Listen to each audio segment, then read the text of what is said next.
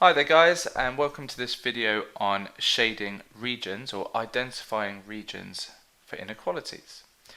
Now in the last video we looked at shading one side of a line versus not shading it, labeling it with R, but what we're going to do today is have more than one line. In this first example we've got two, and then we're going to take it on to three, maybe even four by the very end. Okay, so let's have a look at this region. So I've changed the wording from shade to show. So I'm going to label my region with an R, and I'm going to cross out the bits I don't want, because this is when it really starts to go wrong. When you've got more than one line, if you shade in the bits you do want, you just have a massive mass of mess basically. So you'll see that shading the bit you don't want, so you're basically crossing out the bit you don't want, is the way to go.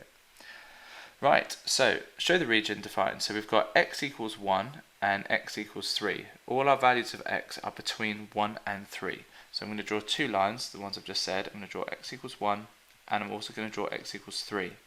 But I'm going to be really careful with the x equals 1. I need a dotted line for that. So x equals 1 is there. I've got a dotted line. And x equals 3, I can go for the solid line there. Okay, so the region, well, for this inequality, all these x values are in between. I don't know why it did that. That's weird. Let's see if I can get rid of all of those horrible dots. Okay, that seemed to do the trick. So the region we want is in between these lines. So I'm going to cross out the bits that I don't want. So I don't want any of these values, and I don't want any of these values. Okay, so I have shown clearly this region, but just to make it twice as obvious, I'm going to put an R for region. So if we're looking at the x values, say 2, all of these are 2. Is 2 in between here? Does it satisfy this inequality? Is it greater than 1 less than or equal to 3? Yes, it is. So this is definitely the region we want. But also every point along this line is also in the region because it can include it, but not this line. And that's why we have a dotted line, just to show that it's not including. It must be greater than 1. Let's have a look at another one. So this time we're just changing to the y's. So y has to be greater than or equal to -1, but less than 4. So we've got two lines to draw. We're going to draw y equals -1 and y equals 4. But the 4 I'll start with because that needs to be a dotted line. So y equals 4 is a horizontal line where y is always 4. And we can go to solid line for -1, and all the values have to be between those values. So where it does that? That is in between the two lines. So cross out above them, cross out below them. All the y values here meet this inequality. There's lots of them. Okay, so let's up the ante a little bit. So we've got two lines, but this time one of them is going to be a diagonal line. So it's a bit harder to draw, but you shouldn't have too many problems.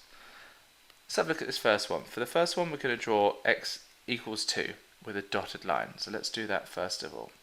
So x is always 2, dotted is there. Maybe not quite. Let's move it. It doesn't seem to want to let me move it. Oh, let's just pretend it's bang on the line. Why not? So for this one, we're going to draw 2x plus 2. With a solid line. So it's a y-intercept of 2, that's the y-intercept, and a gradient means positive direction, and along 1 and up 2, gradient of 2. So along 1 and up 2, I'm going to do that a few times just to make sure I get the line in the right place and I'm happy with it. Might as well fill them all in while we're here. Okay. There we go, that's better. Okay, so let's go to the first inequality. Everything has to be less than 2. So we're looking at values to the left of this line. So I've crossed out the bits I don't want. All the y values have to be lower than what they are on this line. So we're looking at all of these values here. So we cross out all the ones above. So the region is all of this area in here. Now, if you don't really like the above and below method, I think it's dead simple, but then you can just test a point. So if we were to test 0, 0, right? So when we see an x, we're going to put 0, and we're going to see a y, we're going to put 0. 0 is the easiest things to substitute because everything disappears. So the first one we have, is 0 less than 2? Yes, so we're saying this is the region. And for the second one, is 0 less than or equal to 2 zeros plus 2? So that means, is 0 less than or equal to 2? Yes. So this point here meets both of these inequalities, meets both their requirements, if you like. So this is the region we're interested in. Let's have a look at another one. And this is the last one we're going to look at in this video. Right, so for this first one, with the y values in between 1 and 3, so we've got to draw y equals 1 and y equals 3. Let's do that now. So we're going to go for the dotted line on y equals 3. And we're going to go for the solid line on y equals 1. Oh, that's not a solid line. Let's try a third time, shall we? There we go, third time lucky. Right, so we might as well just go ahead and start crossing off the bits we don't want. So it has to be in between these two. So let's just cross all of this off. Nice and early. That's a good technique before it gets too crazy. Okay, let's move over to this next one. So x has got, we're going to have to draw the line x is equal to -1, but we want the values greater than, and it has to be a dotted line. So let's go back to my line tool, and here it is. Okay, it says my line, and x equals -1, and we want the values greater than that. So we're going to get, I'm going to change the color for this one, and I'm going to change also the direction, just to make it super clear. Okay, so at the moment we've just got this little rectangle in here.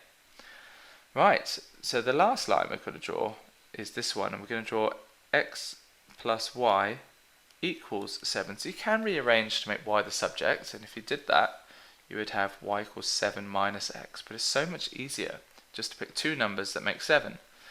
Our scale only goes up to 5, so we can't go for 0 at 7 or 1 at 6, but we can go for 2 at 5. So 2 plus 5 is 7.